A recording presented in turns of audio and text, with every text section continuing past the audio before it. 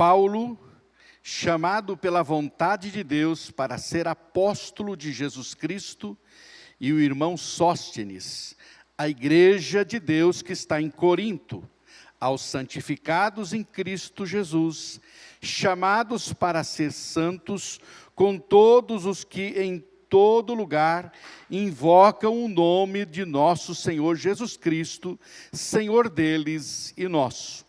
Graça a vós outros e paz da parte de Deus nosso Pai e do Senhor Jesus Cristo. Sempre dou graças a meu Deus, a vosso favor, a vosso respeito, a propósito da sua graça que vos foi dada em Cristo Jesus. Porque em tudo fostes enriquecidos nele, em toda a palavra, em todo o conhecimento, assim como o testemunho de Cristo tem sido confirmado em vós, de maneira que não vos falte nenhum dom, aguardando vós a revelação de nosso Senhor Jesus Cristo, o qual também vos confirmará até o fim, para serdes irrepreensíveis no dia de nosso Senhor Jesus Cristo. Fiel é Deus, pelo qual fostes chamados à comunhão de seu Filho, Jesus Cristo nosso Senhor. Rogo-vos, irmãos, pelo nome de nosso Senhor Jesus Cristo, que faleis todos a mesma coisa, e que não haja entre vós divisões, antes sejais inteiramente unidos na mesma disposição mental e no mesmo parecer. Pois a vosso respeito, meus irmãos, fui informado pelos da casa de Cloe que há contendas entre vós. Refiro-me ao fato de cada um de vós dizer: eu sou de Paulo, e eu de Apolo, e eu de Cefas, e eu de Cristo. Acaso Cristo está dividido?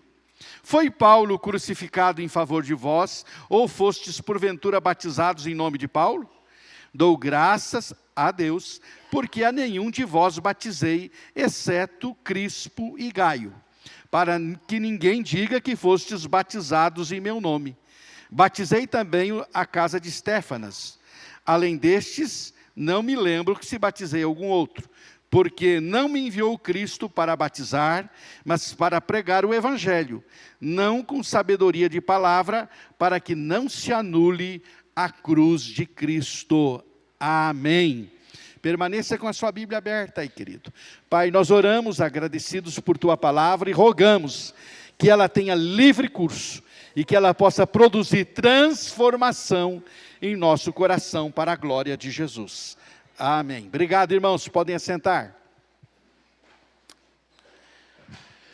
Louvado seja o nome do Senhor. A luta pela igreja ideal. Eu gostaria que você dissesse para o seu irmão aí do seu lado, que nós temos uma luta, e essa luta é pela igreja ideal. Diga para ele. Temos uma luta pela igreja. As crianças até 10 anos estão saindo com as professoras. Então, crianças até 10 anos podem sair com a prof. Tá? Com as prof. Os pequenos até 10 anos, as professoras já estão lá atrás. Quando lemos, queridos irmãos, os primeiros capítulos da carta aos Coríntios, nós encontramos uma imagem ambígua da igreja. O que é ambíguo? Ambíguo é, na verdade, algo que é variável, incerto, alguma coisa com sentido duplo, isso é ambíguo. Por exemplo, a palavra banco pode ser tanto interpretada como uma casa bancária, como um banco que você está sentado aí. Na verdade, é uma palavra ambígua que tem dois sentidos e completamente diferentes um do outro. Também, como essa figurinha que você está vendo aí, onde o menino está com uma placa vendo o pôr do sol. E alguém pergunta, quanto quer pelo pôr do sol? E ele responde, não está à venda, estou vendo o pôr do sol. Então isso é uma ambiguidade, é algo que é totalmente diferente, mas ao mesmo tempo, né, é a mesma palavra, mas com sentido diferente. A igreja de Jesus, ela tem as suas ambiguidades também. E é interessante que não poderia ser de outra maneira, porque o que o apóstolo descreve é a igreja real com as suas contradições e paradoxos, aquilo que parece ser oposto. Há uma distância entre a igreja do agora e o que a igreja chegará a ser algum dia. Nós temos a igreja ideal e a igreja real. A igreja ideal é a nossa meta. A igreja real é o que nós somos hoje. Por isso nós estamos nesse processo de trabalhar para chegarmos a essa igreja ideal. Então a igreja em Corinto, ela não escapava dessa ambiguidade, como se torna evidente aqui desde os primeiros versículos da carta. O apóstolo Paulo destaca essa ambivalência da igreja, ou seja, ambivalência é o caráter, não é, do que tem dois aspectos radicalmente diferentes e até mesmo opostos. Ué, como isso, pastor? Por exemplo, a igreja pertence ao mesmo tempo ao céu e à terra. Nós somos do céu, mas também somos da terra. Paulo escreve a igreja de Deus que está em Corinto. O que ele está dizendo? Que a igreja é de quem? Deus é de onde? Então a igreja de Deus, que está onde? No céu, que está em Corinto, que está na terra. Ambas as descrições são verdadeiras. A igreja, ela vive de fato em Deus, como no mundo. Ainda que tenha se tornado muito difícil manter-se o equilíbrio entre o céu e a terra. Houve uma época em que a igreja se apartou totalmente do mundo, com a pretensão de estar só em Deus. Agora não vamos mais viver no mundo, só em Deus. Ela se isolou num ambiente nostálgico e isso fez com que o mundo ficasse mais em trevas ainda. Porque Deus quer a igreja no mundo para que ela brilhe. Afinal de contas, foi para isso que Deus a colocou no mundo. Em outras ocasiões, como é o caso dos nossos dias, os cristãos cometem o erro oposto e se comprometem a tal ponto com o secular que perde a identidade única que possui, de estar, de pertencer a Deus. Então eu creio que nós estamos sempre brigando, lutando nesses paradoxos, nessas ambivalências, né? Ou seja, nós temos a dificuldade de encontrar o equilíbrio de ser uma igreja do céu que está na terra, ser uma igreja em Deus e que ao mesmo tempo nesta terra está, mas não se mistura com o secular, com aquilo que é mundano, porque ela sabe que ela precisa manter o padrão do céu na terra e manter também, ou buscar, né, viver esse ideal de igreja, que é a igreja que está em Deus.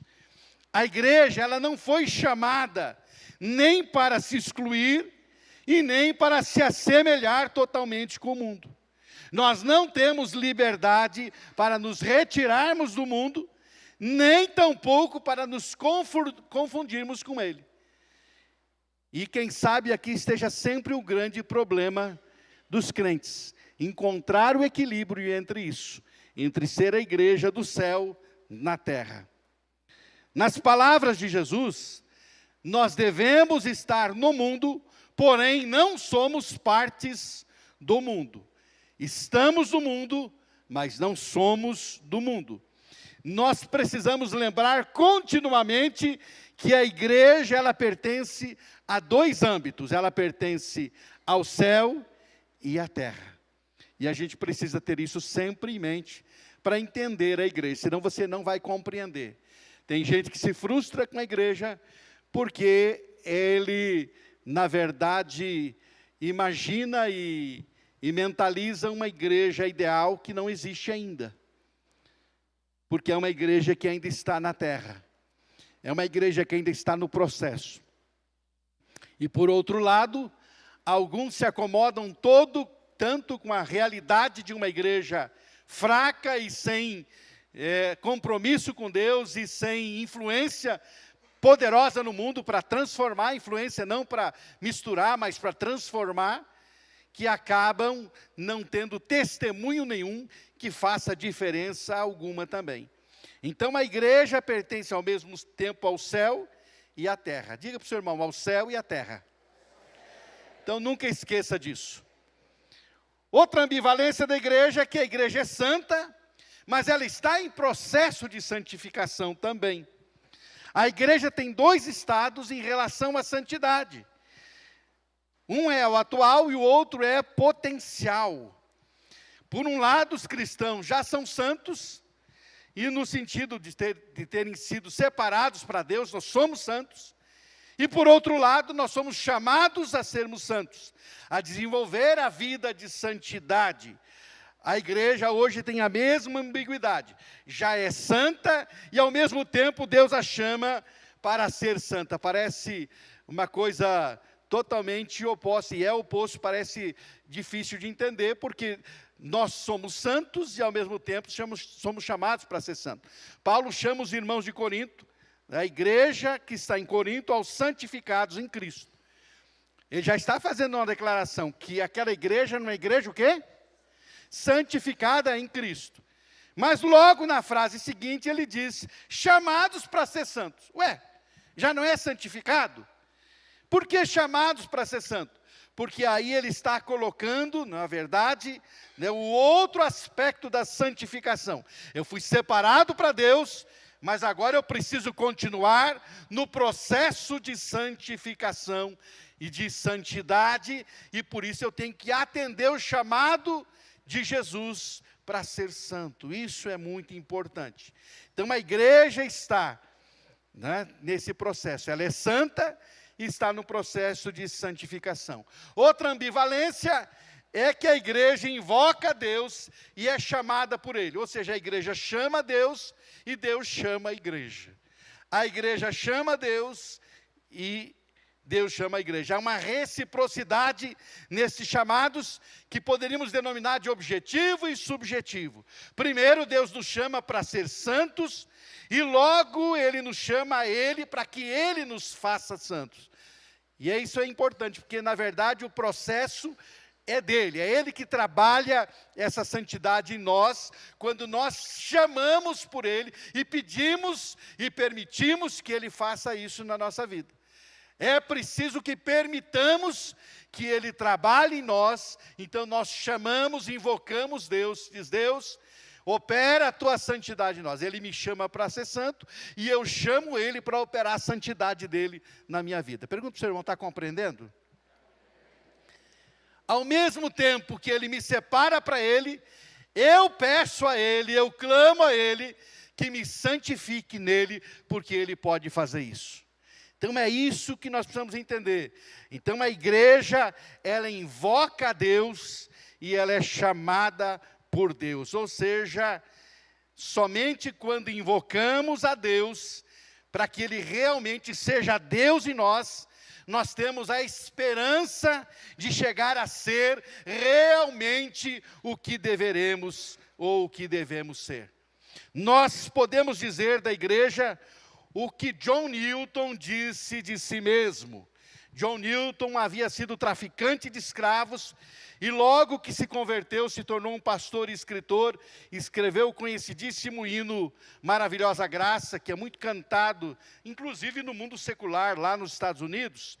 E Newton dizia, não sou o que devo ser, não sou o que quero ser, não sou o que um dia espero ser, mas graças a Deus, não sou o que fui antes, e pela graça de Deus, que sou o que sou.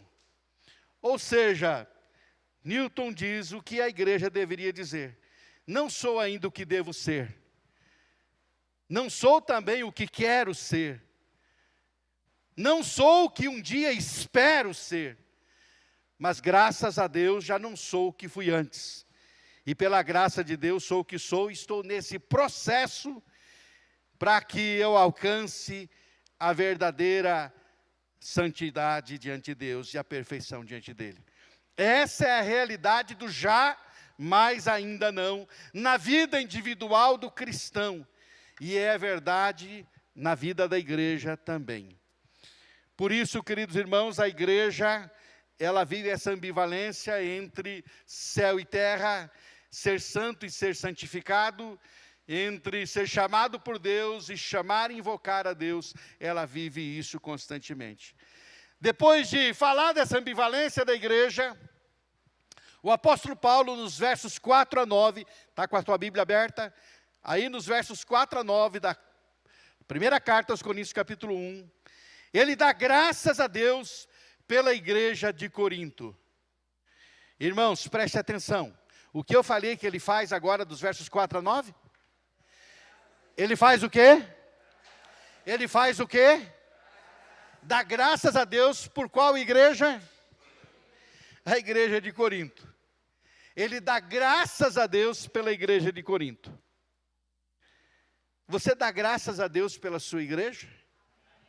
A igreja de Corinto era uma igreja extremamente problemática.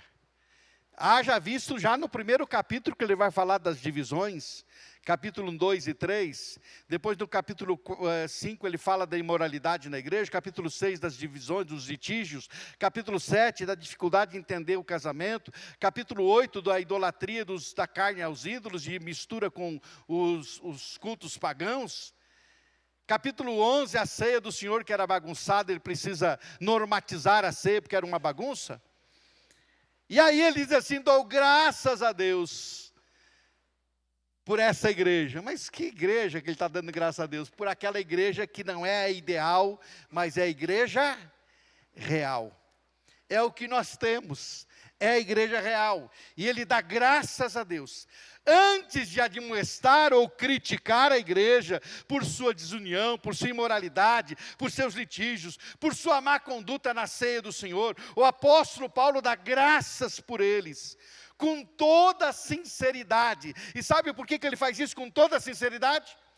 Porque o apóstolo Paulo sabe que Deus está operando neles. Ele vai dizer aqui, fiel é Deus, no qual vocês foram chamados, a comunhão dele, e ele vai confirmar vocês, ele está trabalhando na vida de vocês, é isso que Paulo está dizendo aqui.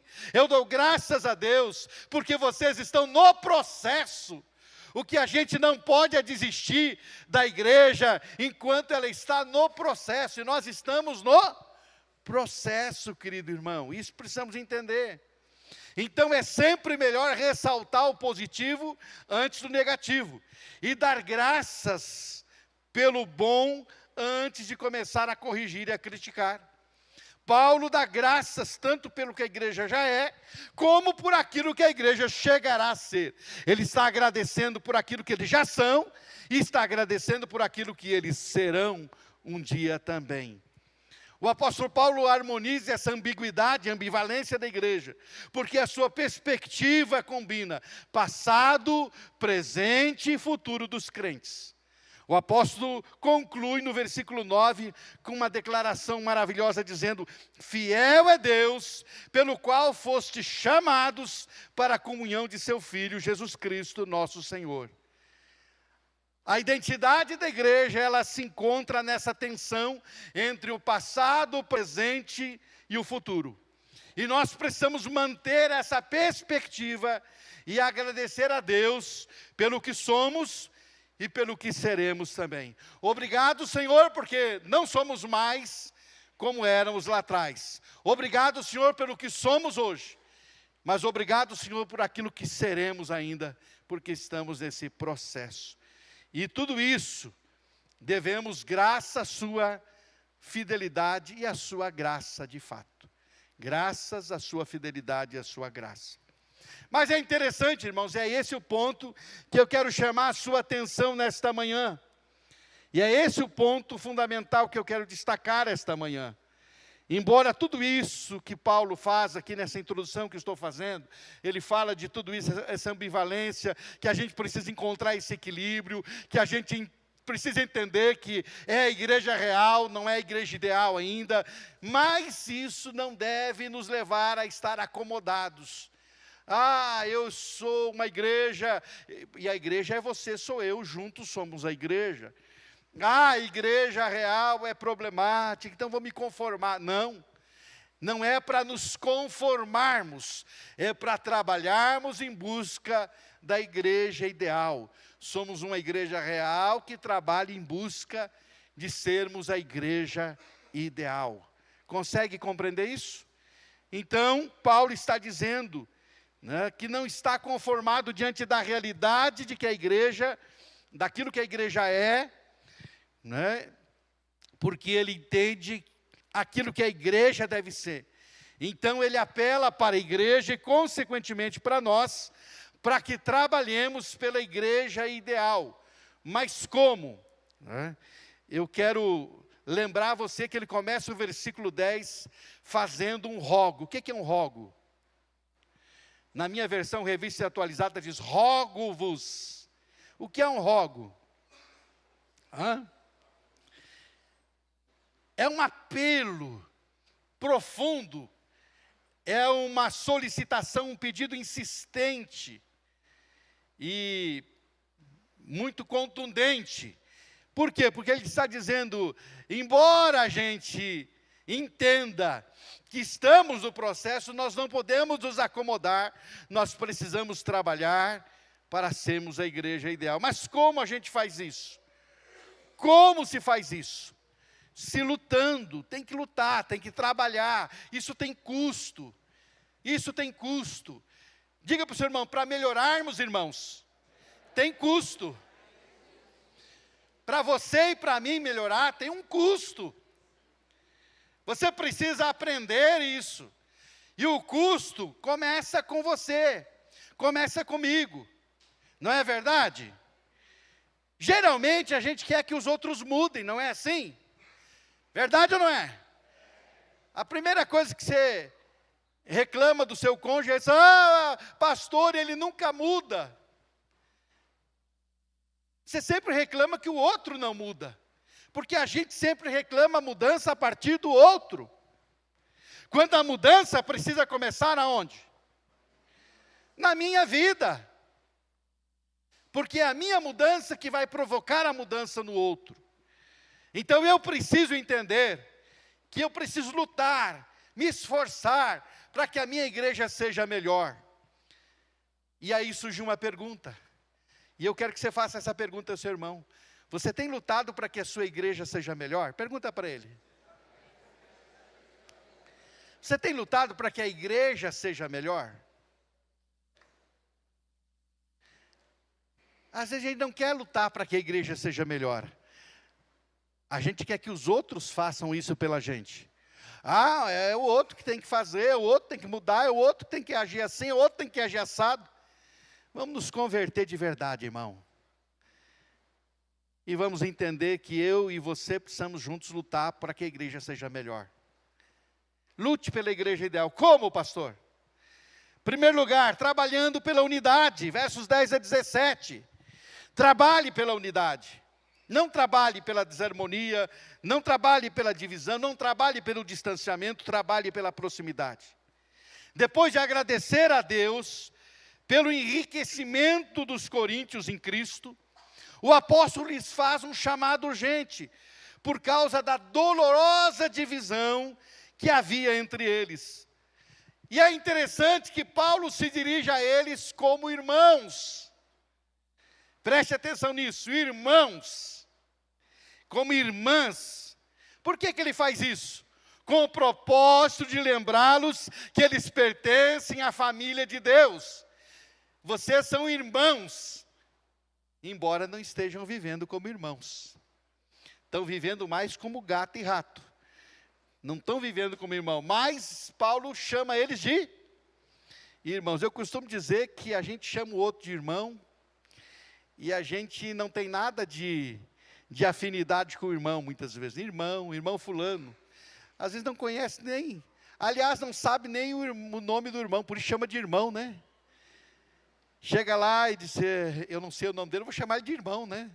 Irmão, aí ele vai responder, eu nem sei o nome do meu irmão.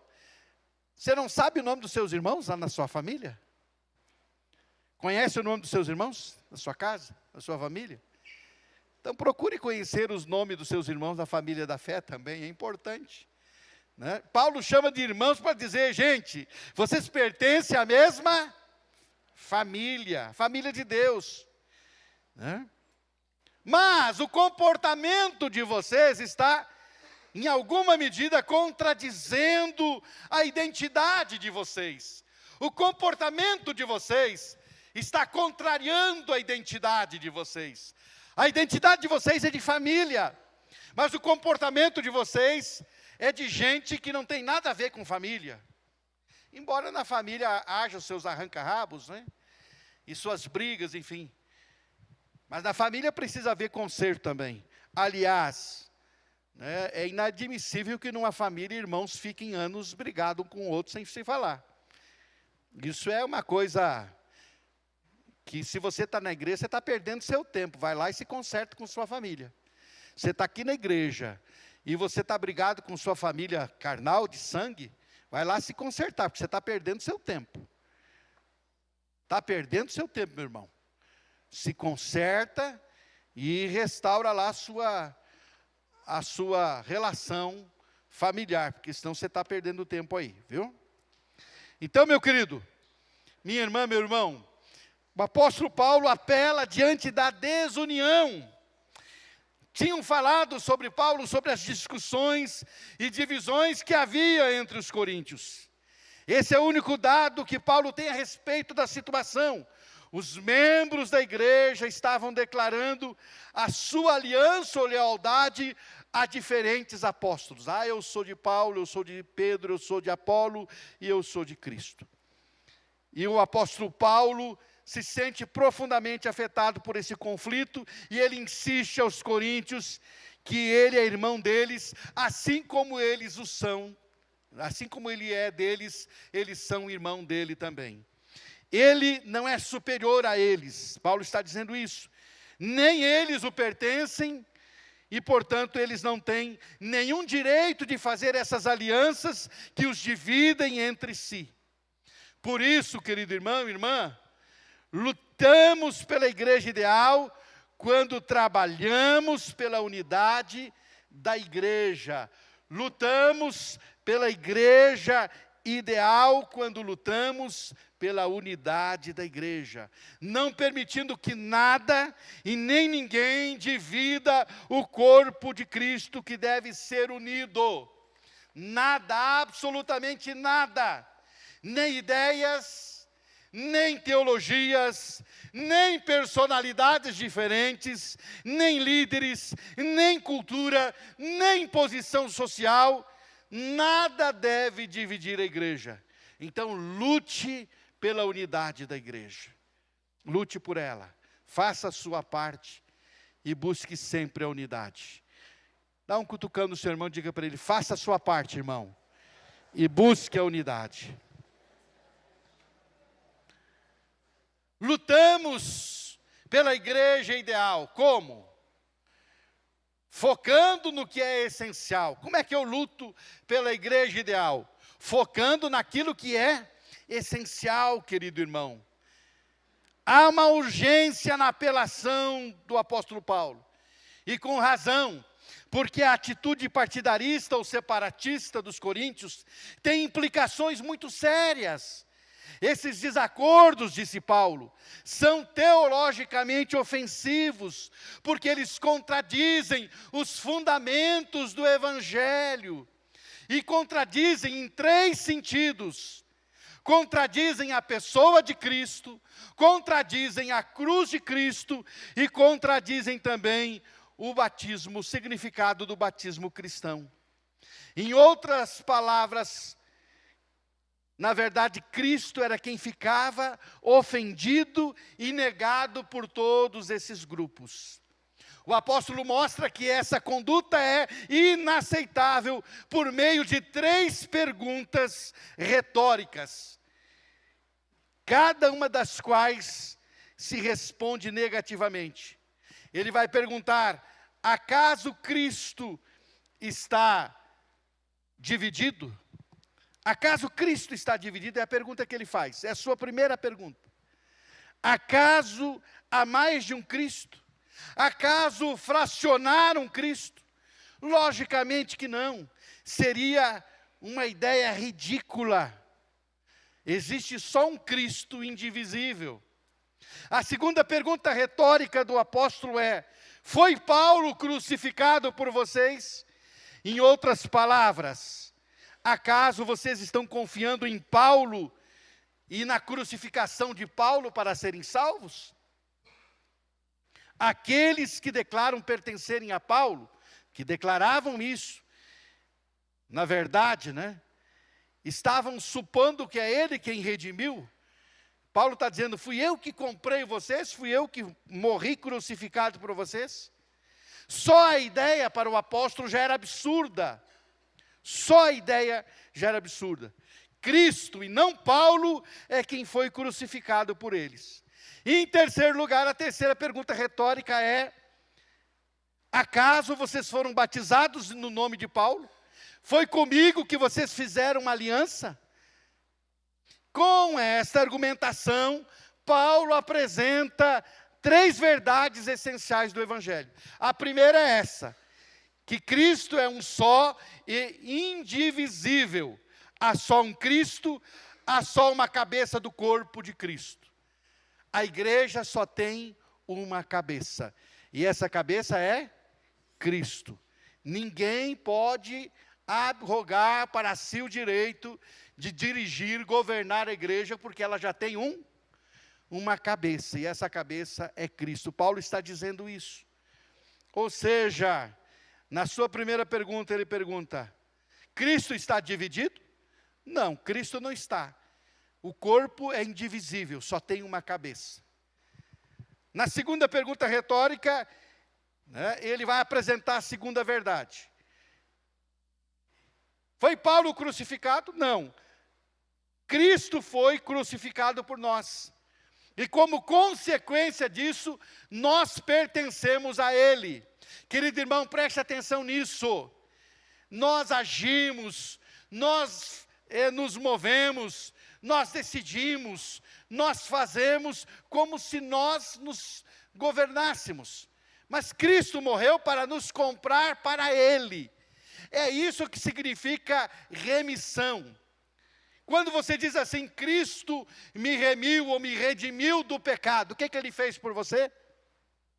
O que foi que Ele fez?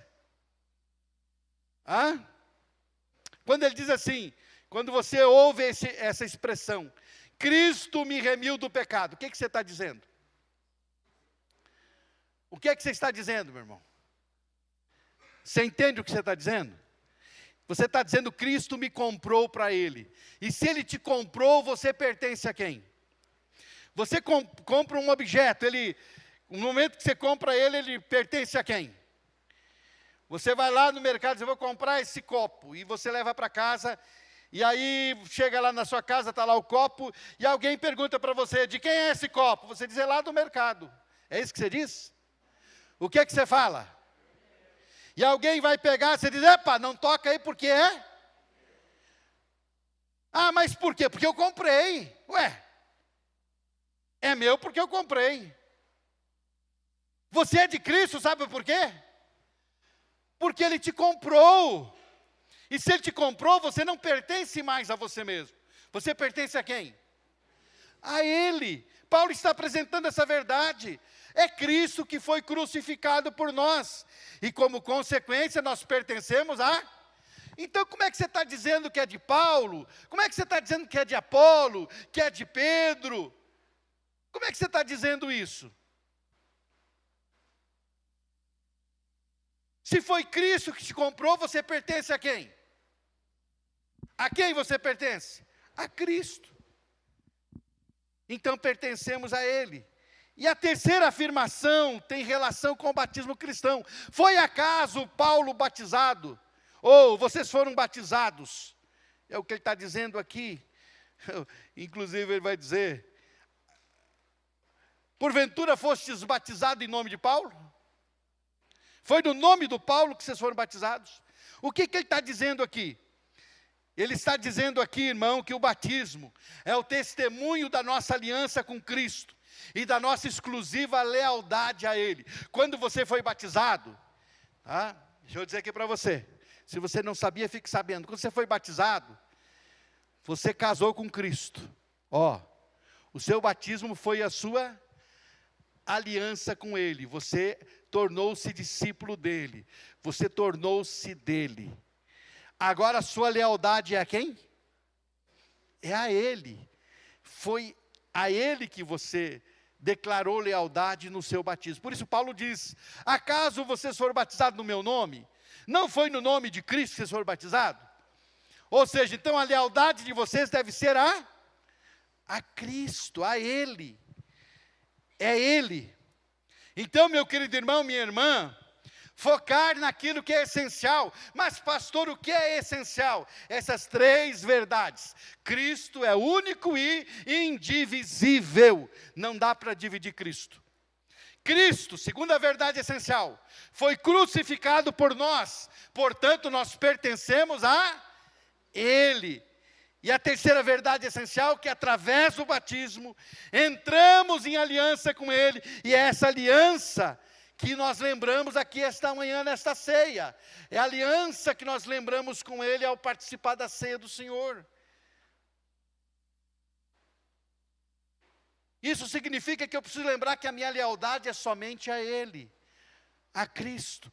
Entrei em aliança com Ele. O essencial é isso, Paulo está dizendo.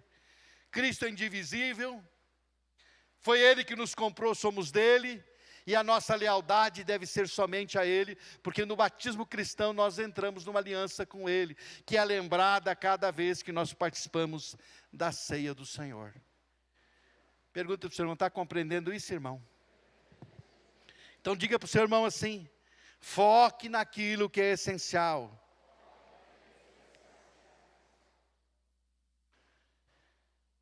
Lute pela igreja ideal, como? Focando naquilo que é essencial.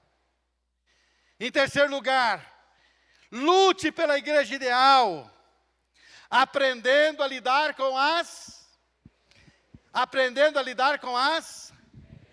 nosso grande problema é lidar com as diferenças. Pergunta para o seu irmão para mexer com ele, você é bom para lidar com diferenças? Sim ou não, irmão? Você tem facilidade para lidar com as diferenças ou não? Há uma tensão entre o que a igreja já é e o que a igreja chegará a ser.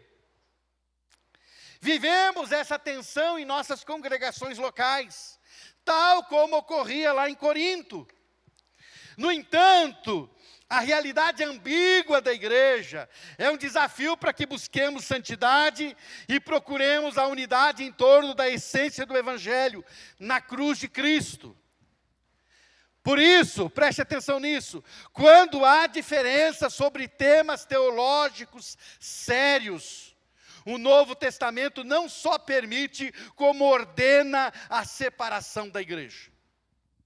Em sua primeira carta, o apóstolo Paulo, ou o apóstolo João, melhor, João, o apóstolo do amor, que você vê ele escrevendo, filhinhos, amados.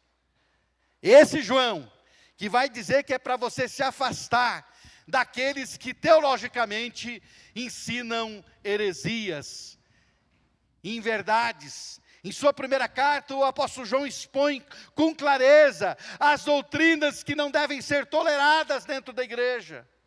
Quais são, pastores? Pastor, aquelas que negam a humanidade de Jesus. Toda doutrina que nega a humanidade de Jesus, que Jesus veio em carne e osso, disse João. Esse tal é anticristo, esse tal não é de Deus.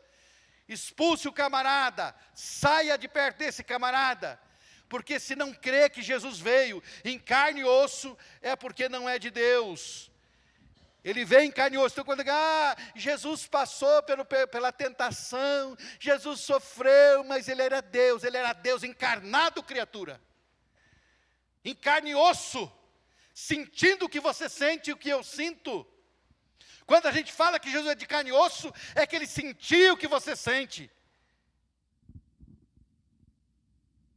Consegue compreender isso? Não é para dizer que Ele simplesmente é de carne e osso. É para dizer que Ele sentia exatamente o que você sente.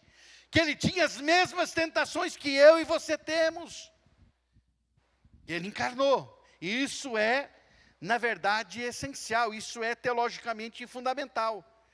E mais, João diz que aqueles que negam o evangelho da graça gratuita por meio da cruz devem ser também rechaçados e até expulsos da igreja.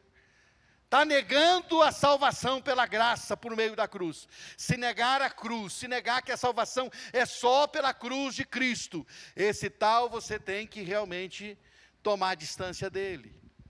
Esse é o tipo de coisa que você precisa entender, que não é uma diferença por coisa pouca, é diferença vital para a sua salvação e conservação.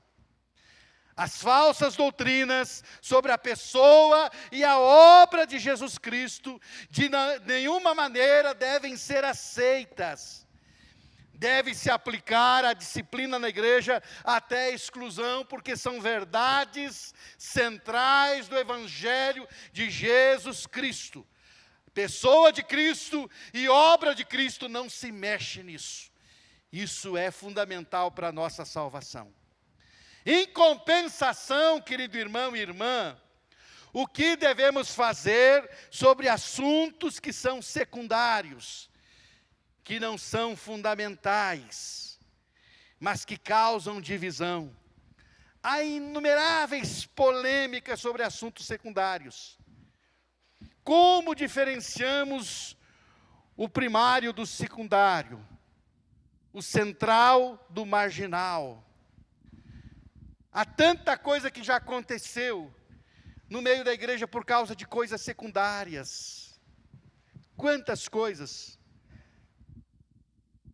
Nós já sofremos divisão por conta de uso e costume.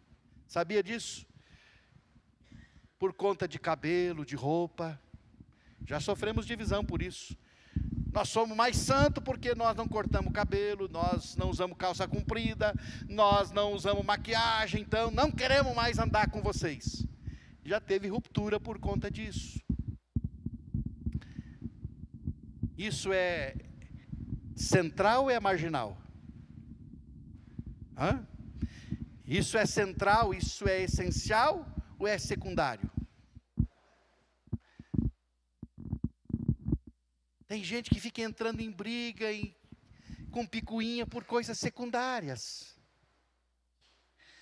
Porque eu acho que tem que ser assim, então tem que ser assim, mas isso é essencial para a salvação? Não é.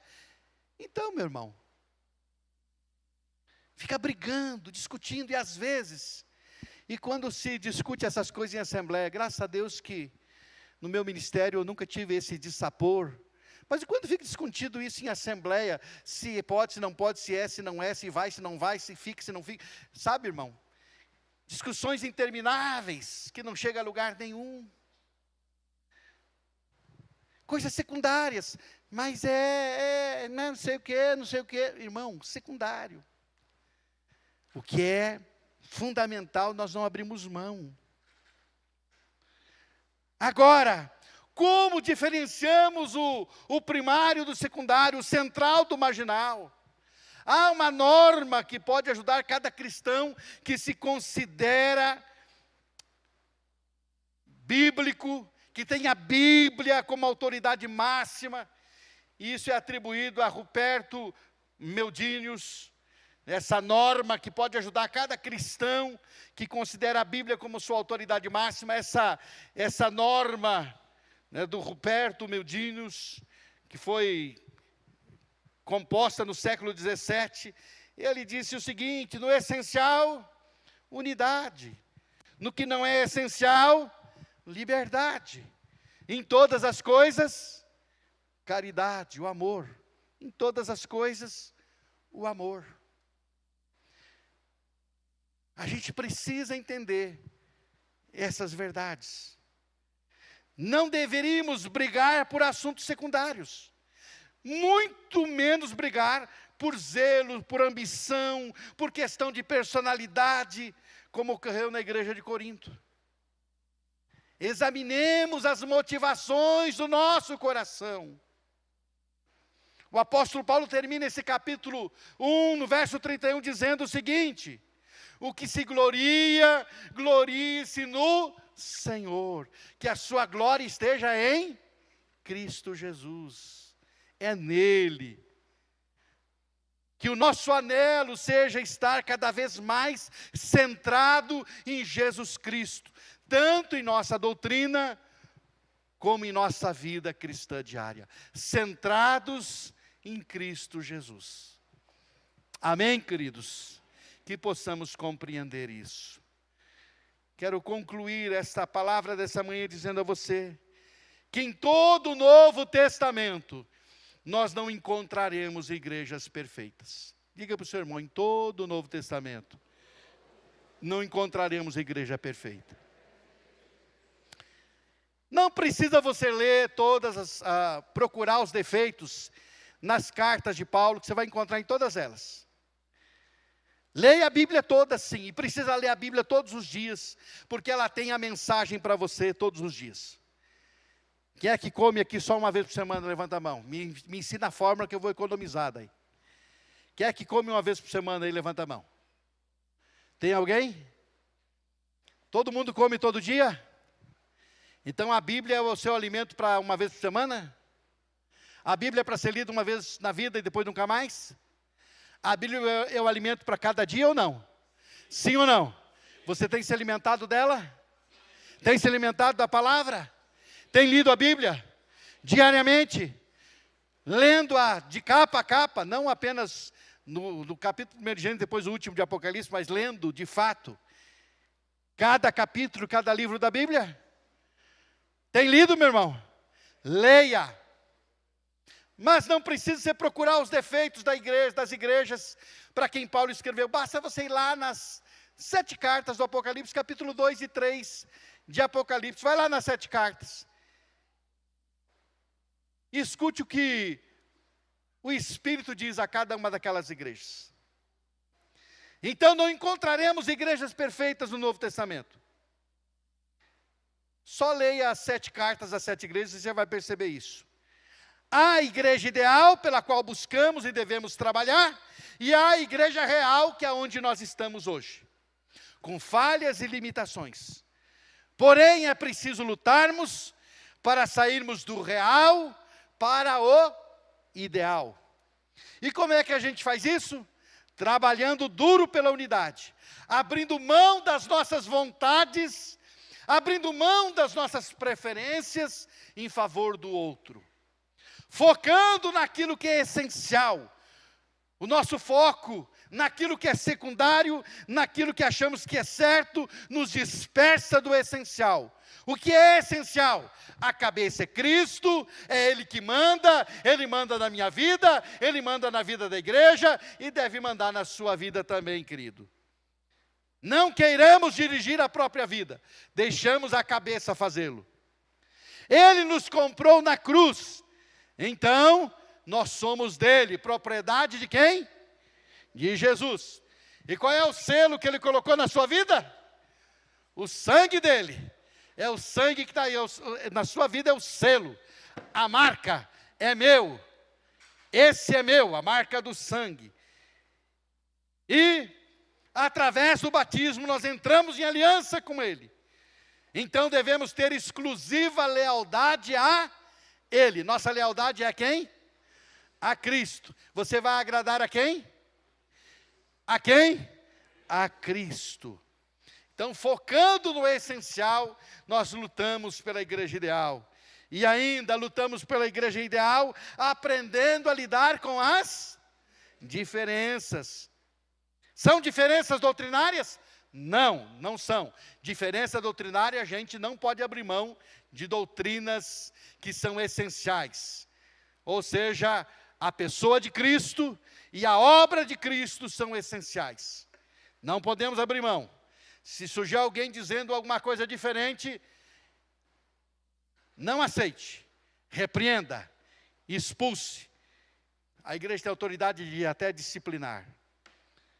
Então, as diferenças que nós temos que aprender a lidar são as secundárias, que devem ser resolvidas com amor e com muita humildade, queridos.